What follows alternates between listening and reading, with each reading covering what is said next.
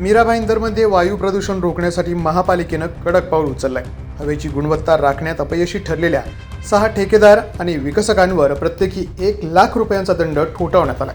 मुंबई आणि मुंबई महानगर क्षेत्रातील वायू प्रदूषणावर नियंत्रण मिळवण्यासाठी उच्च न्यायालयाच्या आदेशानुसार स्थापन करण्यात आलेल्या उच्चाधिकार समितीनं बांधकाम प्रकल्पांसाठी 28 मार्गदर्शक सूचना जारी केल्या आहेत. या नियमांचं पालन करणं सर्व विकासक आणि ठेकेदारांसाठी बंधनकारक आहे. बांधकाम स्थळांवर सुरक्षा जाळी, पत्र्याचं कुंपण उभारणं, धूळ नियंत्रणासाठी मिस्ट स्प्रे आणि पाणी फवारणी करणं, वाहनांची चाकं धुण्याची व्यवस्था ठेवणं, वायू प्रदूषण मापक यंत्र बसवणं तसेच बांधकाम साहित्य वाहून नेणारी वाहनं पूर्णपणे झाकणं अशा महत्त्वाच्या अटींचा यात समावेश आहे.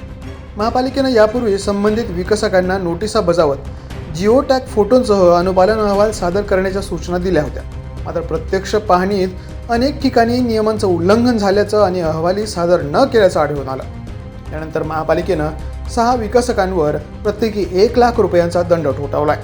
तसेच भविष्यातही नियमांचं उल्लंघन झाल्यास प्रत्येकी 5,00,000 रुपयांचा दंड आकारण्यात येईल असा कडक इशाराही महापालिकेनं दिला आहे.